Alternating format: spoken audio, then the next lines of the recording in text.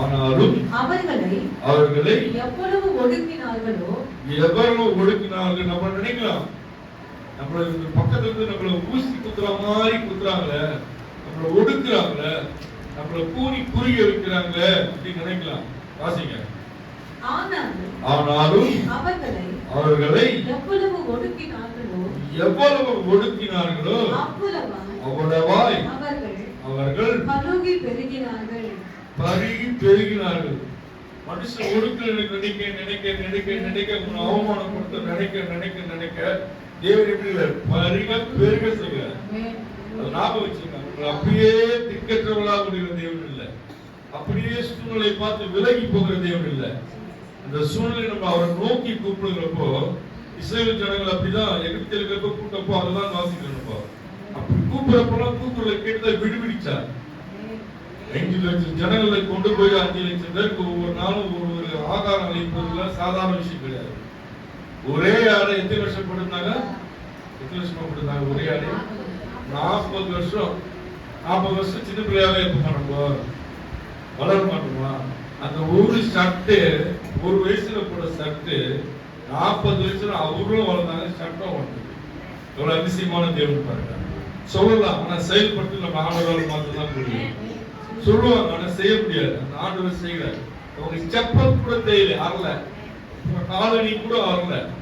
அப்ப எவ்வளவு மகத்துவமான தெய்வம், எவ்வளவு வல்லமையான தெய்வன். நம்ம ஆகாரம் பூசிக்கிறாரு. இரவில் அக்னி சமமா, இருட்டுல அக்னியா இருக்காரு. பகலில மேக சமம், வெயிலுக்கு மேக சமமா இருந்து ஒரு கொடை போல நம்மளை பாதுகாத்து இரவும் பகல் பாதுகாக்கிற தேவன். நீங்க நினைக்கலாம் நம்மளை அப்படியே கறிவிட்டாருன்ட்டு. தயவுசெய்து நினைக்காதீங்க. வீடுகளில் நம்ம எப்படி பேசுகிறோமோ அப்படியே நம்ம வாழ்க்கை இருக்கணும். வீடுகளில் நம்ம பேசுற வார்த்தை பக்கத்துல கேட்கிறாங்கன்னு அறிந்து பேசணும். அறியாம என்ன வேணா வீட்டுக்குள்ளதான் பேசக்கூடாது. நம்ம கூடாரம் எப்படி இருக்கு ஆராய்ச்சி பாருங்க. நம்ம தங்கி இருக்க கூடாரம் அது எப்படி இருக்குன்னு ஆராய்ச்சி பண்ணுங்க. அவதூறாய் பேசக்கூடாது யாருமே. பக்கத்துல இருக்கவங்க கேட்கிற மாதிரி பேசுறாங்கன்னா அந்த கூடாரம் எப்படி இருக்கு, மக்கள் விரும்புற மாதிரி இருக்குமா? கொஞ்சம் யோசிச்சு பாருங்க. பக்தியில உன்னை வளர்த்தா மட்டும் போதாது, வார்த்தையிலும் வளரணும். வார்த்தையிலும் பரிசுத்தம் இருக்கணும், செயலில பரிசுத்தம் இருக்கணும். ஆராதிக்க தேவன் பரிசுத்தமான தேவன். நம்ம பிள்ளைங்க, அவர் பிள்ளைங்க எப்படி இருக்கணும்? பரிசுத்தமா இருக்கணும். வீடுகளுக்கு சத்தம் விட்டு பேசாதீங்க, அவதூறா பேசாதீங்க. பக்கத்துல அருகில் கேட்கிறாங்கன்னு உணர்வோடு பேசுங்க. வார்த்தை நம்ம அடக்கணும், வார்த்தை அடக்கணும். வாய் எப்படி எதுவும் பேசக்கூடாது. வாசிக்கணும். அவர்களை எவ்வளவு ஒடுக்கினார்களோ அவ்வளவாய் அவர்கள் பலுகி பெருகினார்கள். சனிதா பெருக செய்வார் தேவன்.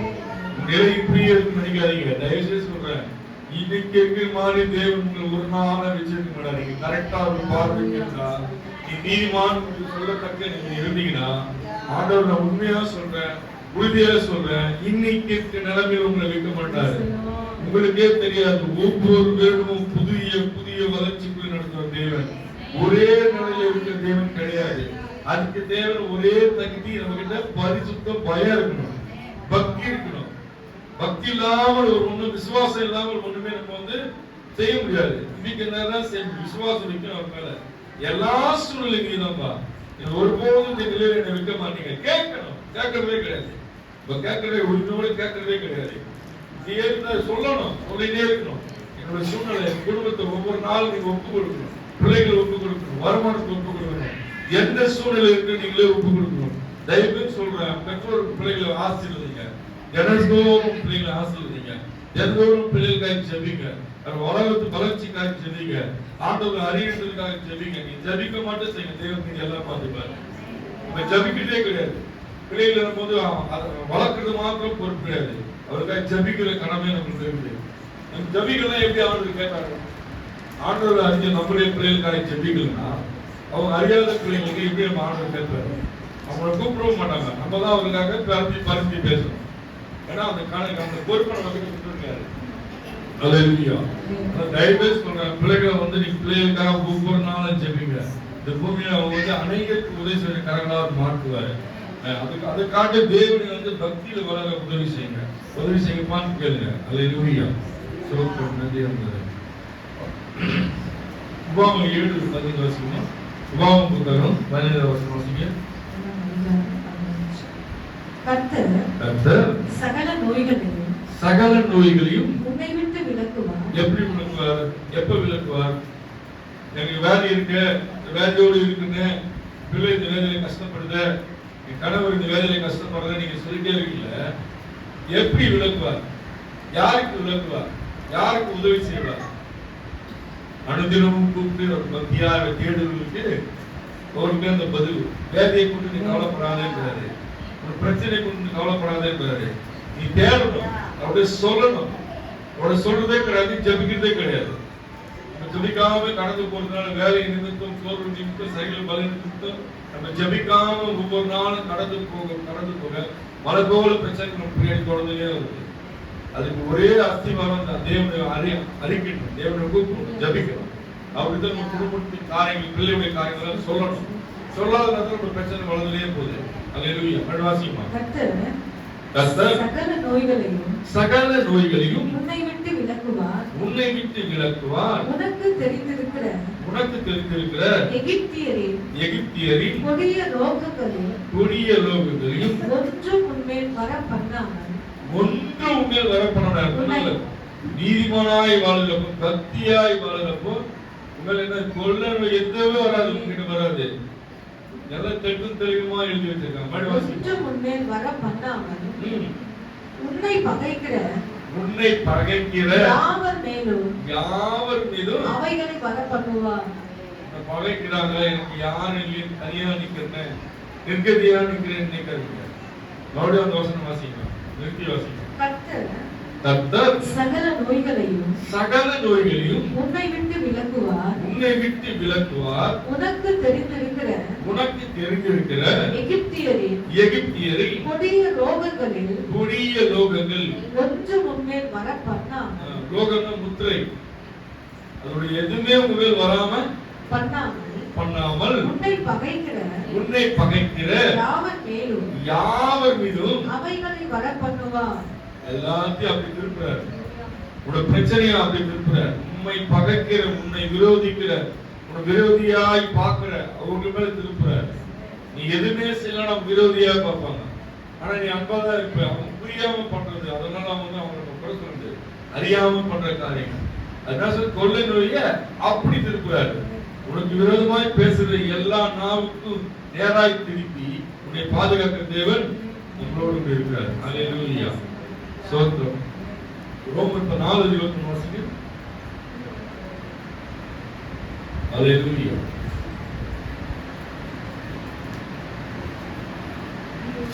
ரோமர் 4:21 பக்கம் 212. அல்லேலூயா. Praise the Lord. வாக்குத்தத்தம் பண்ணினதை நிறைவேற்ற வல்லவராய் இருக்கிறார் என்று முழு நிச்சயமாய் நம்பி தேவனை மகிமைப்படுத்தி விசுவாசத்திலே வல்லவன் ஆவான். யாரு முதல் வசனம் சத்தம் வாசிங்க. தேவன் வாக்குத்தத்தம் பண்ணினதை நிறைவேற்ற வல்லவராக இருக்கார். உங்களுக்கு வாக்குத்தத்தம் கொடுக்கிறார். வாக்கு கொடுக்கிறார்னா வந்து அது மறக்கிற தேவன் இல்லை.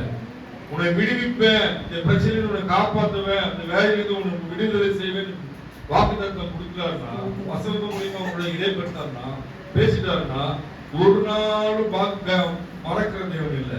அதை நிறைவேற்றுவதற்கு உங்கள் கண்ணை வைத்து பாதுகாப்பார். அது வேலையெல்லாம் நிறைவேற்றுவதில்லை. அந்த வேலையிலிருந்து விடுதலை ஆகுவதில்லையும், இந்த பிரச்சனையிலிருந்து வெளியே வருவதில்லும் உங்கள் கண்ணோக்கமா இப்ப உங்கள் கண்ணை வைத்து பார்ப்பார். மறுபடியும் வாசிங்க. தேவன் வாக்குத்தத்தம் பண்ணினதை நிறைவேற்ற வல்லவராய் இருக்கிறார். முழு நிச்சயமாய் நம்பி தேவனை மகிமைப்படுத்த விசுவாசத்தில் வல்லவன். விசுவாசத்தில் வல்லவனை யார சொல்லுவாங்க? வல்லவன் யார சொல்லுவாங்க? சொல்லுங்களேன். வல்லவன் சொல்ற வார்த்தை யார சொல்லுவாங்க? எல்லாவற்றிலும் தேர்ந்ததுதான் வல்லவன் சொல்லுவாங்க. அதுபோல விசுவாசத்தில் நம்ம தேர்ந்ததா இருக்கிறோம். சிரிப்பில போல இருக்கக்கூடாது. ஜுன்னு சிரிப்புல போல இருக்கக்கூடாது. விசுவாசத்துல தேறினவனா இருக்கணும்.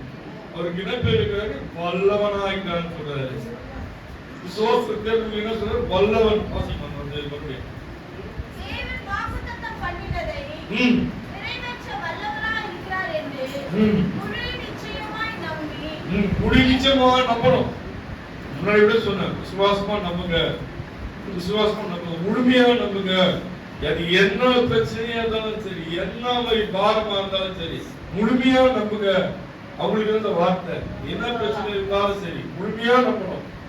கொஞ்ச நாள் நம்ம நம்பிக்கையோடு ஒரு நாள் கலந்து போங்க. தேவன் ஜெயந்திரன் வாசிக்க முடியும். நிச்சயமாய் நம்பி தேவனை மகிமைப்படுத்தி விசுவாசத்தில் வல்லவன் ஆவான். விசுவாசத்தில் வல்லவன் ஆவான். ஜெபிக்க ஜெபிக்க தான் வல்லவன் ஆவான். நீர் உங்களை கொண்டு அநேகரை பயன்படுத்துவார். அநேகருக்காக ஜெபிக்கிறவர்களாய் உங்களை மாற்றுவார். அதுக்கு முதல் படியே விசுவாசம், ஜெபம் தான், நம்பிக்கை தான். எதுவும் இல்லைன்னா ஒரு விசுவாசியா நம்மளால வாழ முடியாது. இது மூன்று இல்லைன்னா நம்மளுக்கு விசுவாசி சொல்றதுக்கு நம்மளுக்கு இந்த உரிமையே கிடையாது. ஜெபம் இருக்கணும், விசுவாசம் இருக்கணும், நம்பிக்கை இருக்கணும், பக்தி இருக்கணும், பிறருக்காக ஜெபிக்கிற பாரத் இருக்கணும். அவங்க பாரப்படுறாங்களே, அவங்க பிரச்சனை தான். நம்ம தயவுசெய்து யாரும் நினைக்காதீங்க. இது ஒரு குடும்பம். இது நம்ம இருக்கிற ஆலயம் ஒரு குடும்பம். ஒரு பிரச்சனை ஒரு குடும்பத்துக்கு வருதுன்னா தேவன் கண்டிப்பா வெளிப்படுத்தாத இருக்க மாட்டார். கண்டிப்பா வெளிப்படுத்துவார், வெளிப்படுத்துவார். சொப்பனம் மூலமா வெளிப்படுத்துவார். வெளிப்படுத்தாத இருக்க மாட்டார். தேவன் மறக்கிற தேவன். முன்கூட்டியே உங்களுக்கு வெளிப்படுத்தி காரியங்களை ஒழுங்குபடுத்துவார், சொல்ல செய்வார். இப்படி இருக்கணும், இப்படி இருக்கணும் சொல்ல செய்வார். அதனால இது எந்த வார்த்தையும் நீங்க அதை ரொம்ப அசால்ட்டா கடந்து போவாதீங்க. எப்பவுமே சொல்ற தேவனுடைய வார்த்தை வருதுன்னா, வசனம் வார்த்தை வருதுன்னா அதை நீங்க கேட்ச் பண்ண கத்துங்க. இந்த வார்த்தை எனக்கு தான் பேசுறது உரிமையா இருக்கீங்க, எனக்கு தான் நீங்க பேசுறீங்கப்பா, என்னுடைய சூழ்நிலை இப்படி இருக்கு, என்னுடைய ஜபஜீவம் இப்படி இருக்கு, வாழ்க்கை இப்படி இருக்கு, நீங்க உங்களுக்காக எடுத்துங்க. புதுபடியா பேசாம நினைச்சீங்கன்னா கண்டிப்பா நீங்க வசனத்தை நீங்க உள்வாங்க முடியாது. உள்வாங்க கேட்ச் பண்ணணும். நான் சொல்லுவேன், நீங்க வசனத்துக்கு எழுதுறது காட்டிலும் வசனத்தை பேசுறது கேட்ச் பண்ண கேட்ச்னா அது உள்வாங்கி நிறுத்த பழகி. நீ எனக்கு தான் உரிமையை வச்சுக்கணும். உரிமையா இந்த வசனம் எனக்கு தான் கொடுக்குறாரு. பொதுவா எல்லாருக்கும் தான் பேசுவாரு, யாருக்காவது ஒரு வசனம் போகும். அதனால எழுதுறப்ப கவனம் செலுத்துறதுக்காக நான் எழுதுறதே விரும்ப மாட்டேன். என்ன வசனம் அதை கேட்கணும். இந்த வசனம் தான் ஏற்றவே நம்மளுக்கு உதவி செய்யும். அந்த வசனத்தை வச்சு ஜபிக்கிற போது தேவன் ஜெயம் கொடுக்கிறதா இருக்கிறாரு. எப்பவுமே ஆலயத்துல வருகிறப்ப யார் பேசினாலும் யார் பாடினாலும் சரி, அந்த பாடல் மூலியமா நம்மளை சமாதானப்படுவார். நாம பாட மாட்டோம். நீங்க உள்ளவங்க யாராவது ஒருத்தர் பாடுறப்போ அந்த பாடல் மூலியமா உங்களுக்கு பதில் தருவார் தேவன். ஏன்னா சூழ்நிலை தேவனுக்கு தெரியும். யாரை கொண்டாலும் எடுத்து பயன்படுத்துவார் ஆலயத்துல. நீங்க பாடுவீங்க, சிறு பிள்ளை பாட யார் வேணாலும் வந்து பாடுவாங்க. அந்த பாடல் மூலியமா உங்களுக்கு சமாதானம் கிடைக்கும்.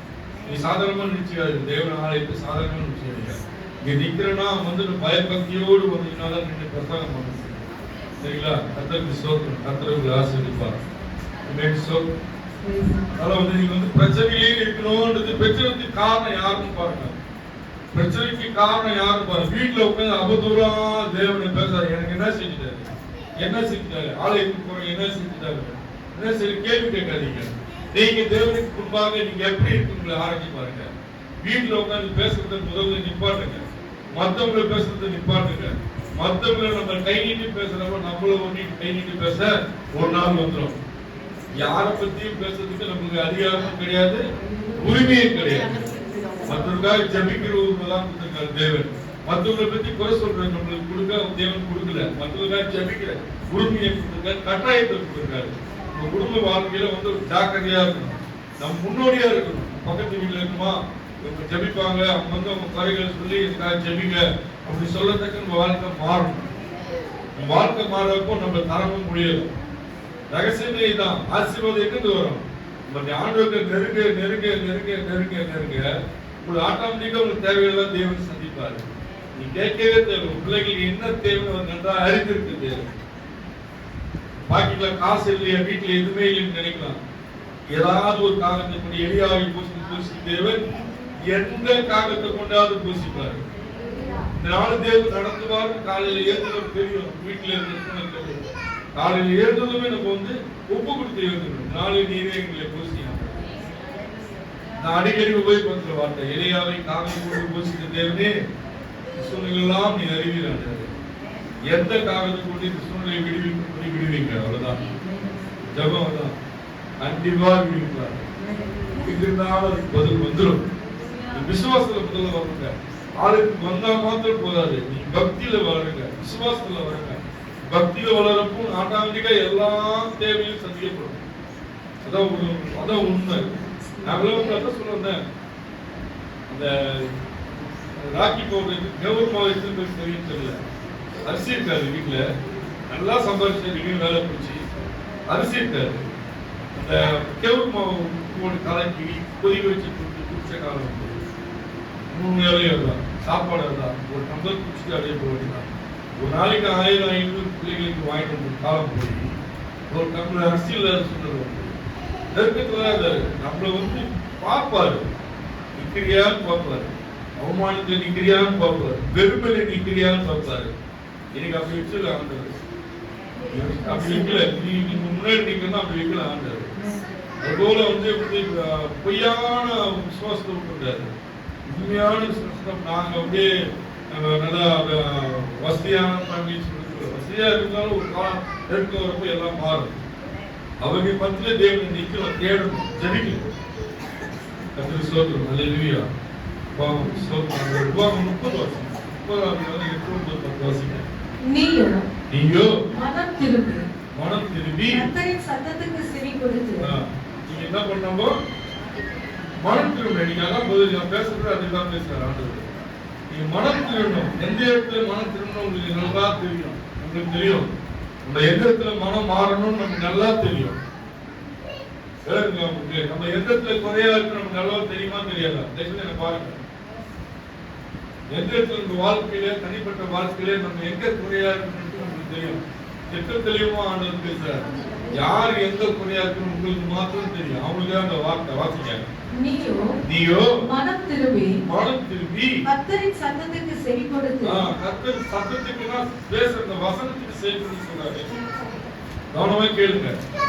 இப்போ வந்து பேசுற வசனத்துக்கு செவி கொடுங்கன்றாரு. இவ்வளவு நேரம் பேசணும், நீதிமொழி பேசணும், சங்கீதம் பேசணும், எல்லாம் யாத்திராவும் பேசணும். இந்த வசனத்தை ஏதோ ஒரு கதை கேட்கிற மாதிரி இருக்கக்கூடாது.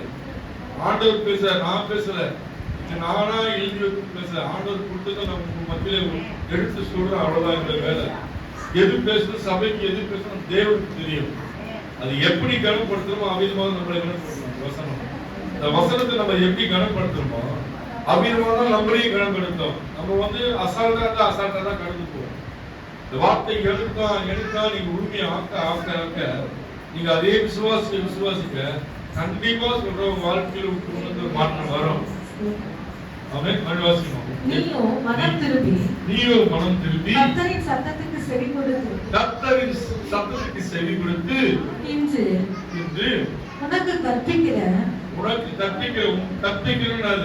உனக்கு சொல்கிற நான் திருப்பி யார் சொல்றேன்னா, சிலருக்கு வந்து புரியலன்னாங்க, வசனம் புரியலன்னா அவங்க புரியுதுக்காக பேசுறோம், ஒரு ஆளுக்காக அப்படி வச்சுக்கிறாங்க. சிலருக்கு வந்து தேடணும்னு இருக்காங்க, சிலருக்கு புரியலன்றதுக்காக அவங்க திருப்பி பேசுறாங்க. கற்பிக்கிறான் சொல்லித்தராரு, பேசுறாரு. வசனத்து மூலமா தேவன் பேசுறார்.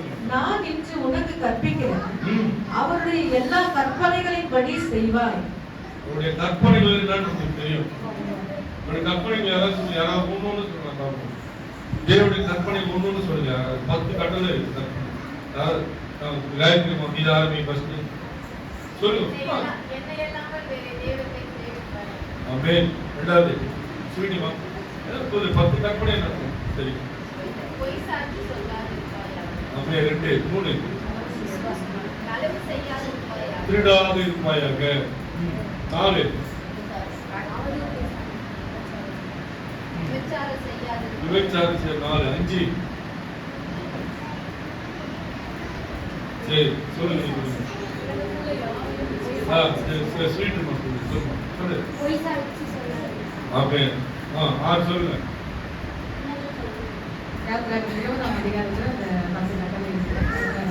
வாசிங்க. இல்ல வாசிங்க. அல்லேலூயா. நேரம் பரவாயில்ல பாஸ்.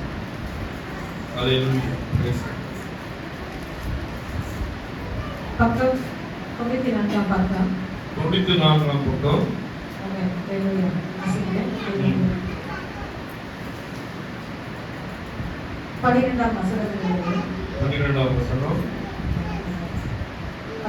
என்னையன்றி உனக்கு வேற தேவர்கள் உண்டாயிருக்க வேண்டாம். என்னையன்றி வேற தேவர்கள் உனக்கு உண்டாயிருக்க வேண்டாம். அப்புறம் வாசிங்க.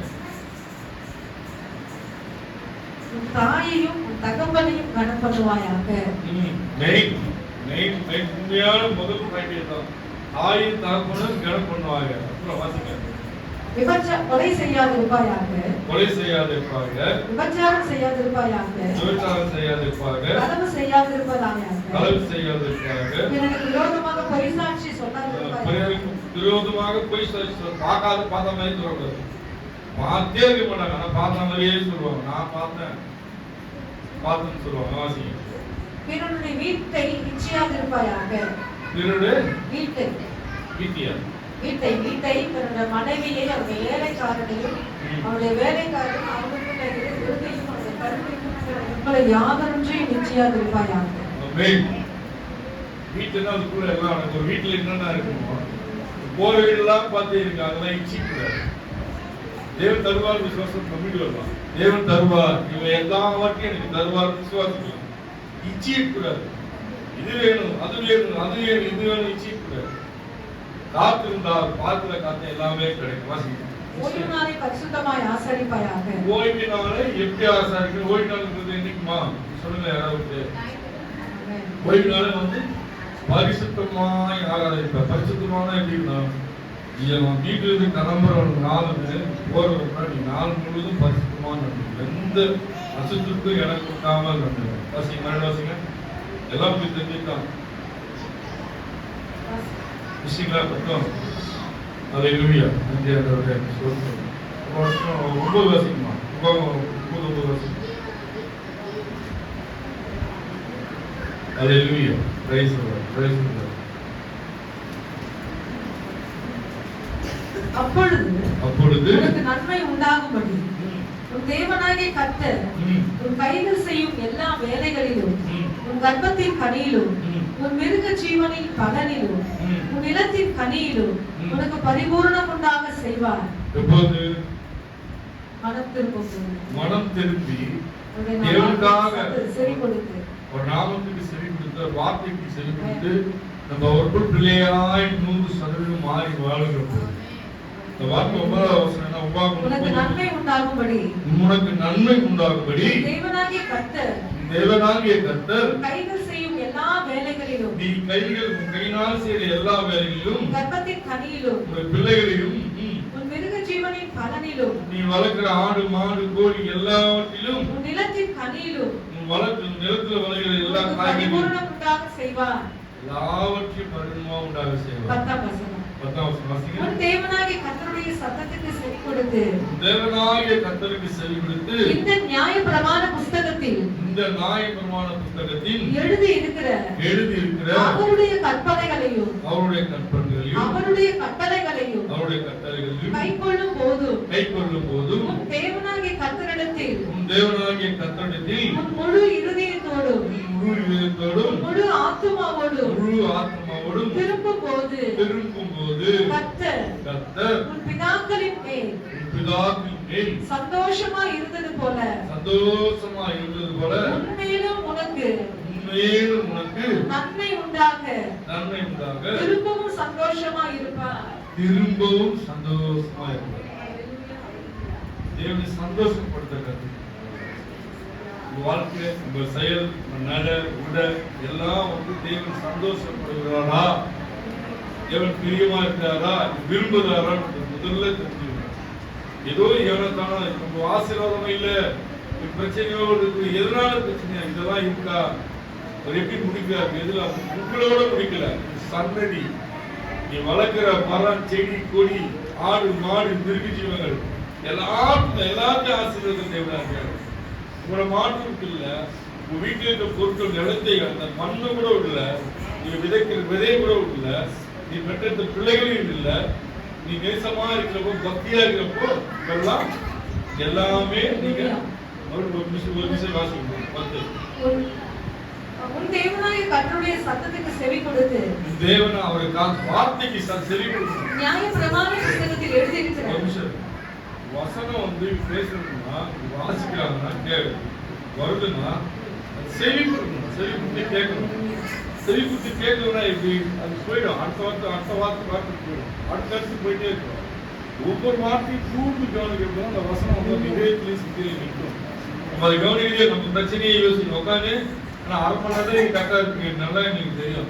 நீ வீட்டிலேருந்து வந்து 1/2 மணி நேரம் உட்காரு. அதுக்கப்புறம் வந்து வீடு வந்து எங்கேயோ வீட்டில் போயிடும், சிந்தை போயிடும்.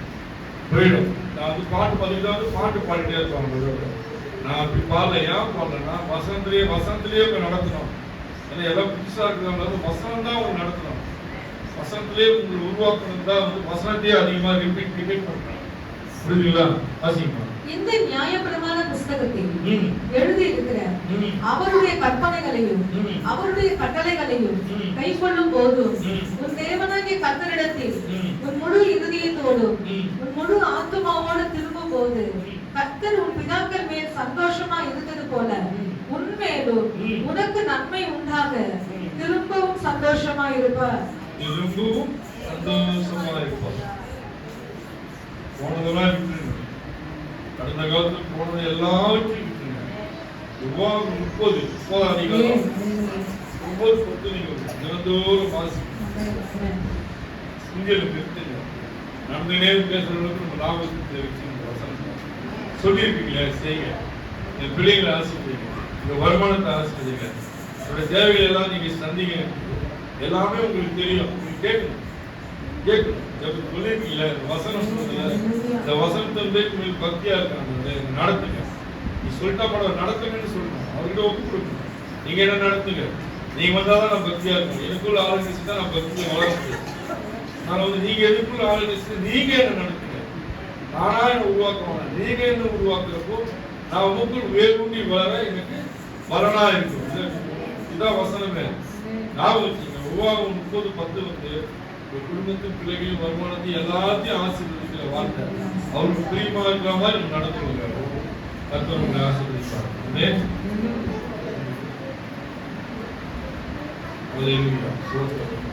மீண்டும் அந்த நீதிமொழி 15 வருஷமா 15-21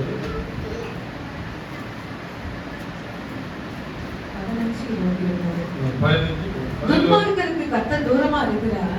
நம்ம எங்க இருக்குன்னு புரிஞ்சுக்கிறோம். எதுக்கு திருப்பி வாசிக்க சொல்றோம்னா இந்த வார்த்தை எப்படி துன்மார்க்கருக்கு தேவன் கர்த்தர் தூரமா இருக்கிறார். எங்க இருக்கிறா? தூரமா இருக்கிறா. நமக்குள்ளே இருக்குமா? கொஞ்சம் பாருங்களேன். தூரமா இருக்க நமக்குள்ள இருக்குமா? நமக்குள்ள இருந்த தேவை எல்லா இடத்துலயும் தேர்ந்தான். எங்க போறோமோ நமக்கு உதவி கிடைக்கும், ஒத்தாசை கிடைக்கும், கனம் கிடைக்கும், மதிப்பு கிடைக்கும், மரியாதை கிடைக்கும். அவர் நமக்குள்ள இருக்கா. நம்மளுக்கு தெரியாது. நம்மளை பார்த்தவர்களுக்கு தெரியும். தேவனுடைய பிள்ளைகளுக்கு தெரியும். நம்மளுக்கே புரியாது. ஏன் இவ்வளவு நம்மளுக்கு கனப்படுத்துறான்னு நமக்கு புரியாது. அப்பதான் நம்ம உணர்வு தேவன் நமக்குள்ள இருக்கா. நம்ம உணர்வு முடியாது. நீதிமான்களின் ஜெபத்தையோ கேட்கிறார். ஜெபத்தை கேட்கிறான்னு ஜெபத்துல உட்கார, விசுவாசத்துல உட்காருங்க. எது கேட்கல, யாரும் கேட்க மாட்டாங்க. இது டெய்லி சொல்றேன் கேட்க மாட்டான்னு நினைக்க. அதற்கு ஒரு கால நேரத்தை நேர்த்தியா ப்ளீஸ் பண்ண. அறகுறையா தீக்கணுமா, சுத்தமா நேர்த்தியா தீக்கணும். விடுதலை கொடுக்கணுமா, சுத்தம் 100% உங்களுக்கு பிரச்சனை வெளியே கொண்டோம்னா அப்ப காத்து இருக்கணும். காத்து இல்லாம உடனே கேட்கக்கூடாது. ஜபிச்சுட்டே இருக்கிறது தேவன் செய்வார். கொஞ்சமா பண்ணி முழுமையா அந்த காரியங்களெல்லாம் மறக்க செய்வார். அது நமக்கு தெரியாம உடனே நடக்கலையே என்று நீங்க அப்படியே நீங்க நடக்க முடியாது அப்படின்னு கண்டிப்பா தேவன் செய்யாத அந்த பிரச்சனை அவர்கிட்ட போயிட்டே இருக்கணும். அதே சொல்லியிருக்காரு. அவசியமா துன்மார்க்கருக்கு கர்த்தர் தூரமா இருக்கிறார், நீதிமான்களின் ஜெபத்தையும் கேட்கிறார். நீதிமான்கள் விசுவாசத்தோடு உட்காந்து ஜபிக்க. நம்ம உண்மை உள்ளவன் சொல்லி நான் உண்மை உள்ள அதிகாரமா சொல்லி ஜபிக்க. நான் உண்மையாக உன் பிள்ளை உன் மகன் என்று சொல்லி நீங்க ஜபிக்க. எனக்கு இந்த காரியங்களிலிருந்து விடுதலை ஆக்குங்க. இந்த போராட்டத்தை விடுதலை ஆக்குங்க. சரீரத்தில் பலிகளை எடுத்து போடுங்க. நீங்க கேட்க உரிமையாக்கி கேளுங்க. கேட்கறதே கிடையாது. கேட்காம இருந்தா எப்படி செய்வார் ஆண்டவர்? கண்டிப்பா செய்வார். நீங்க வேணா பாருங்க, நீங்க சாட்சி சொல்றீங்களா இல்லையான்னு பாருங்க, நீங்க கேட்டு பழகி பாருங்க. டைம் எவ்வளவு நேரம் எடுத்துங்க, உங்க விசுவாசத்தை கொடுத்தா உங்களுக்கு சீக்கிரம் ஆகுதா லேட் ஆகுதா? நீங்க கேட்டு நீங்க சாட்சி சொல்லுங்க. நீங்க சொல்லதான் போறீங்க, நாங்க எல்லாரும் கேட்கதான் போறோம். ஆமென். ஹalleluya. ஆண்டவரே உமக்கு ஸ்தோத்திரம். கொடுத்த வார்த்தை காக்கிறோம். ஹalleluya. வார்த்தை பிரகாரம் பிள்ளைகளை நடத்தும். வார்த்தைகளை நடத்தும். வார்த்தை தான் எங்களை நடத்தும் ஆண்டவரே. வார்த்தை தான் எங்களை சுமக்கும் ஆண்டவரே. வார்த்தை தான் எங்களை வாழ வைக்கும் ஆண்டவரே. வார்த்தை தான் எங்களை வழி நடத்தும் ஆண்டவரே. வார்த்தை தான் எங்களை பாதுகாக்கும் ஆண்டவரே.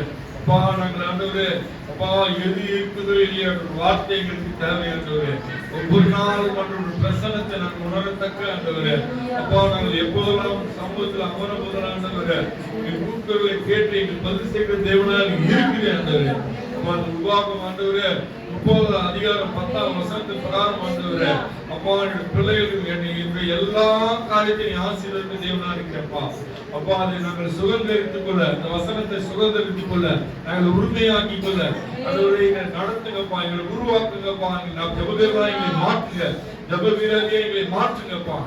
குடும்பத்துக்கு தேவையான எல்லா நன்மையும் ஆண்டவரே, நிறைய நன்மைகள் எல்லாவற்றையும் மாற்றி போட்டு ஆண்டவரே நாங்கள் ஜெயம் பெற்று வாழ ஆண்டவரே மக்காய் கனித்தர ஆண்டவரே உதவி செய்யப்பா. ஒவ்வொரு குடும்பத்தையும் ஒப்பு கொடுக்கும் ஆண்டவரே. வந்திருக்கிற ஒவ்வொரு சிரசின் மீதும் ஆண்டவரே வல்லமையான வார்த்தை வைக்கிறோம் ஆண்டவரே. வல்லமையான வார்த்தை ஒரு சிரசில் வைக்கிறோம் ஆண்டவரே. அப்பா ஒரு இருத்தில் இருக்கிற எல்லா மனம் பாரனை எடுத்து போடுங்கப்பா. வார்த்தை வைக்கிறோம் ஆண்டவரே. நம்ம தகப்பன் ஒரு இருக்கிறார், நம்ம தெய்வம் நடத்துவார், இயேசு நடத்துவார், விசுவாசத்தை வைங்கப்பா. ஒருபோதும் பிள்ளைகள் ஆண்டவரே அப்பா சுகமா இருக்கக்கூடாது, மன மகிழ்ச்சியா இருக்கிறாங்க. அப்பா நீங்க அனுகிரகம் செய்யுங்கப்பா. கரங்களை ஒப்பு கொடுக்கிறோம் ஆண்டவரே. இந்த நாளில் வந்தவர்களையும் அந்த வராதவர்கள் நினைக்கிறோம் ஆண்டவரே. அவர் எங்கிருந்தாலும் ஆண்டவரே ஒரு குடும்பத்தின் மீதும் அவர் பிள்ளைகள் மீதும் அவர் மீதும் குடும்பத்தினர் ஒவ்வொரு மீதும் இந்த வாசத்தை கடந்து போகட்டும் ஆண்டவரே. அப்பா 30வது அதிகாரம் 10வது வசனம் ஒவ்வொரு குடும்பத்துக்கும் ஒவ்வொரு பேருக்கும் ஆண்டவரே அந்த நடத்துங்க. பிள்ளைகள் சமுதாயத்தில் உயர்த்துங்க, பிள்ளைகளை ஆசீர்வதிங்கப்பா. அப்பா உன் பிள்ளைகள் நன்றி உள்ள பிள்ளைகள் ஆண்டவரே, உமக்காக ஆண்டவரே உன் நாமத்தை பிரஸ்தாபப்படுத்துற பிள்ளைகள் ஆண்டவரே. அப்பா அந்த நெருக்கத்தெல்லாம் மாற்றி போடுங்கப்பா, இந்த வறுமையை மாற்றி போடுங்கப்பா. அப்பா அந்த போராட்டங்களை மாற்றி போடுங்க ஆண்டவரே. எல்லாவற்றையும் பொறுப்புள்ள கருவை கொடுக்கிற ஆண்டவரே. அப்பா உன் பிள்ளைகளை ஆண்டவரே ஒவ்வொரு நாளும் ஒவ்வொரு குடும்பத்தின் மீதும் ஆண்டவரே இந்த கருத்தை வைத்து பாதுகாத்து ஆண்டவரே நடத்துங்க. போகிற வருகையில் ஆண்டவரே சமூகம் முன்னும் பின்னும் வைத்து ஆண்டவரே அவர் மீது ஒரு குடும்பத்தில் ஒவ்வொரு மீது வைத்து நடத்துங்கப்பா. ரத்த கொடுக்கல மறைத்து காத்துக்கிறோம், இல்லங்களை ஒப்பு கொடுக்கிறோம் ஆண்டவரே. சமயத்துக்கு மாத்திரம் தேவன் ஆண்டவரே, தூரத்துக்கும் தேவனா இருக்கிறாண்டவரே. கல்வாரி ரத்தத்தை ஆண்டவரே, திருவிழா எடுக்கப்பட்ட ரத்தத்தை ஆண்டவரே அவர் இல்லங்களிலே தெளிக்கிறோம் ஆண்டவரே. அப்பா ரத்தத்தை தெளிக்கிறோம், ஒவ்வொரு அறையும் ரத்தத்தை தெளிக்கிறோம் ஆண்டவரே. அப்பா குடும்பத்தில் இருக்க மறைமுகமாய் கிரியை செய்கிற எல்லா வான பொல்லாத சேனைகள் அந்தகார வல்லமைகளை ஆண்டவரே அப்பா வறுமை உண்டாக்கி போராட்டத்தை உண்டாக்கி ஆண்டவரே கண்ணீர் வர செய்கிற எல்லா வன்கம் எரிச்சல் போராட்டம் ஆவியிலிருந்து விளைக்கும் பிள்ளைகளை பாதுகாத்து வானத்துக்கும் பூமிக்கும் சகலத்துக்கும் அதிகாரம் உள்ள இயேசு கிறிஸ்து நாமத்தினால் சிறுல கட்டுகிறோம் ஆண்டவரே. ஒவ்வொரு குடும்பத்துக்கு எதிராக இருக்கிற எல்லா காரியங்களும் ஆண்டவரே வானத்துக்கும் பூமிக்கும் சகலத்துக்கும் அதிகாரம் உள்ள இயேசு கிறிஸ்து நாமத்தினால் சிறுல கட்டுகிறோம் ஆண்டவரே. அப்பா எலியாவின் தேவனின் தேவன், அப்பா எலியாவின் தேவனின் தேவன் ஆண்டவரே. மோவாபின் பாகாலுக்கு முன்பாக இறங்கி பட்சித்த அந்த அக்கினி ஆண்டவரே ஒவ்வொரு குடும்பத்தில் இருக்கிற எல்லா போராட்டத்தையும் பட்சித்து போடுவோம். ஒவ்வொரு குடும்பத்தில் இருக்கிற எல்லா பழைய ஆவிகளை ஆண்டவரே பட்சித்து போடுவோம்ப்பா. ஒவ்வொரு கூடாரத்தில் இருக்கிற எல்லா ஆவிகளையும் ஆண்டவரே பிள்ளைகளை அழித்து நினைக்க எல்லா பலமாறுகளும் எலியாவின் அக்கினி பட்சிக்கிற அக்கினி ஒவ்வொரு கூடாரத்தை ஊற்றுற ஆண்டவரே. பிள்ளைகளுடைய ஊற்ற மாட்டவரே, பட்சிக்கிற அக்கினி ஊற்ற மாட்டவரே, பட்சிக்கிற அக்கினி ஊற்ற மாட்டவரே.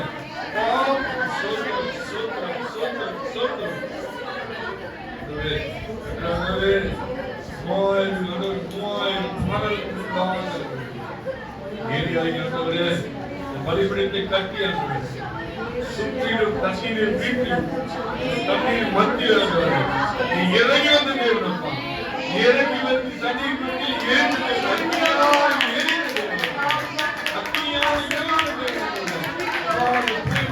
ஒவ்வொரு வீடும் அக்னி பச்சை அக்னி முகத்தை குறிக்கிற அக்னி முகத்தை குறிக்கிற அக்னி குறித்து போடுவாங்க